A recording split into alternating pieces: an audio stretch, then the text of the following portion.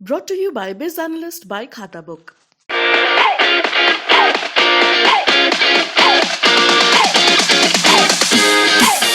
नमस्कार, मैं हूं आलोक जोशी और आप देख रहे हैं बिज अड्डा। और बिज अड्डा में आज हम बात करेंगे यूक्रेन संकट की। यूक्रेन संकट यानी यूक्रेन और रूस के बीच जो विवाद चल रहा है, जिसमें रूस ने यूक्रेन के दो टुकड़े करने की स्थिति पैदा कर दी है। उसने यूक्रेन के एक हिस्से को एक अलग देश के तौर पर मान्यता दे दी है, जिसकी वजह से संकट गहरा रहा है। इससे पहले आप अगर भारत में कोई भी टेलीविज़न चैनल देखते हैं तो आपको पता ही होगा कि यूक्रेन की सीमा पर रूस की सेना खड़ी हुई है।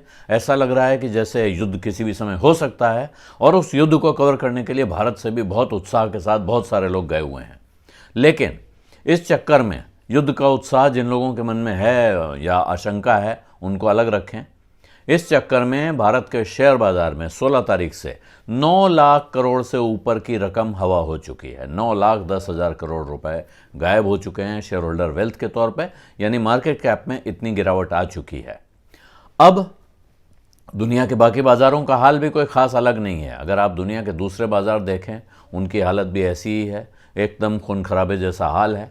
और ऐसे में गोल्डमैन सैक्स की एक रिपोर्ट आई है जिसमें यह अंदाज़ा लगाया गया है कि अगर मान लीजिए वो हो जाता है जिसके न होने की प्रार्थनाएं की जा रही हैं, कल्पना की जा रही है, अनहोनी हो जाती है, यानी रूस और यूक्रेन में पूरी तरह लड़ाई छिड़ जाती है, तो क्या हो सकता है। गोल्डमैन सैक्स का कहना है कि आज की तारीख में भी तमाम गिरावट के बावजूद जो रूस की करेंसी है रूबल, वो अपने जो ऐतिहासिक लो है, जो सबसे नीचे का स्तर गया था, उससे 10% ऊपर है। यानी अभी उसमें 10% की गिरावट तो शर्तिया बाकी है। और अगर वो 10% गिर जाती है तो इसका अर्थ होगा कि दुनिया भर में जो तेल का दाम है उसमें 13-14% की उछाल आ सकता है। और उसकी वजह से अमेरिकी बाज़ार में अभी 6% की गिरावट और आ सकती है, जहां वो शुक्रवार को बंद हुआ था वहां से नीचे। तो भारी गिरावट गोल्डमैन सैक्स प्रिडिक्ट कर रहा है, अगर ये हो सकता है। इसके साथ के संकट देखिए आप। संकट सिर्फ ये नहीं है कि शेयर बाज़ार में गिरावट आ सकती है। संकट ये है कि पहले समझा जा रहा था कि यूक्रेन और रूस का झगड़ा एक लोकल झगड़ा है, इसकी वजह से वहाँ कुछ तेल और गैस की सप्लाई में दिक्कत आ सकती है। जिन देशों को वहाँ से तेल और गैस की सप्लाई होती है उनको फिक्र करनी चाहिए, बाकी लोगों को क्या करना है। अब समझ में आ रहा है कि अगर यूक्रेन का संकट गहराता है, रूस और यूक्रेन के बीच तनाव गहराता है, तो यूक्रेन से जो तेल और गैस की सप्लाई होती है वो अगर अटक जाती है, उसका असर पूरी दुनिया में कच्चे तेल के दाम पर पड़ेगा। उसका असर खाने पीने की चीज़ों के दाम पर भी पड़ेगा, क्योंकि रूस इन बाज़ारों में जो जिसको फूड स्टॉक कहते हैं, खाने पीने के सामान, जो अनाज का बाज़ार है, उसमें रूस की बड़ी महत्वपूर्ण भूमिका है। और आप ये नहीं सोच सकते हैं कि युद्ध होगा तो दो देशों में से एक देश की सप्लाई रुकेगी और दूसरे देश की सप्लाई बदस्तूर जारी रहेगी। तो एक तरफ कच्चे तेल के दाम बढ़ेंगे, दूसरी तरफ खाने पीने के सामान के दाम बढ़ेंगे, और तीसरी तरफ डॉलर महंगा हो रहा है।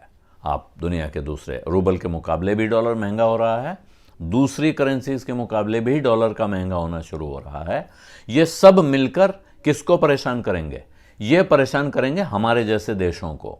हमारे देश की कुछ कंपनियां जो एक्सपोर्ट करती हैं, यानी ख़ास तौर पे सॉफ्टवेयर कंपनियां, वो हो सकता है ये हिसाब लगाएं कि हमारी कमाई तो डॉलर में होती है, तो हमको कमाई अच्छी हो जाएगी, इसलिए उनके मन में कुछ ऐसी इच्छाएं आ सकती हैं। लेकिन इनके भी एक्सपोजर यूरोप में, ईस्टर्न यूरोप में हैं, तो वहाँ के संकट से उनका भी दूर रहना, अछूता रहना संभव बहुत वक्त तक होगा नहीं। इसलिए कुल मिलाकर ये संकट का गहराना मुश्किल पैदा कर रहा है। और भारत सरकार ने आज ये ज़रूर किया है कि उन्होंने किसी भी पक्ष का साथ नहीं देते हुए ये अपील की है कि साहब इस तनाव को कम किया जाए, डी एस्केलेशन की अपील की है। यानी आप दोनों लोग जो मूंछें ऐंठ रहे हैं और जो ताल ठोक रहे हैं, उसको थोड़ा पीछे करिए, ठंडा करिए माहौल, बातचीत करिए और इस मसले को सुलझा लीजिए। ये सरकारों के स्तर पे हो रहा है, लेकिन मुझे पूरा यकीन है कि बाज़ार में हर आदमी यही चाह रहा होगा कि ये मसला सुलझ जाए। लेकिन इस बीच एक चीज़ पे और ध्यान देने की ज़रूरत है। ऐसे ही वक्त होते हैं बाजार में जब ऐसी कोई मुसीबत आई होती है, जब आपको कोई बहुत अच्छे शेयर, बहुत अच्छी कंपनियों के शेयर सस्ते दाम पे मिलते हैं। तो मैं ये नहीं कह रहा हूँ घर का सारा पैसा, घर के सारी चीज़ें बेचकर बाजार में कूद पड़िए, लेकिन देखिए, ध्यान दीजिए, वो शेयर जिसे आप खरीदना चाहते थे, बहुत समय से आप इंतजार कर रहे थे किसी गिरावट का जिसमें खरीदेंगे, तो ये एक वैसी गिरावट हो सकती है। थोड़ा थोड़ा खरीदिए, ज़्यादा मत खरीदिए।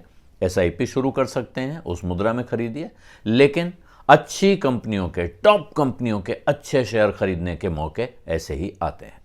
बेज़ अड्डा में आज इतना ही। अब इजाज़त दीजिए। धन्यवाद, नमस्कार।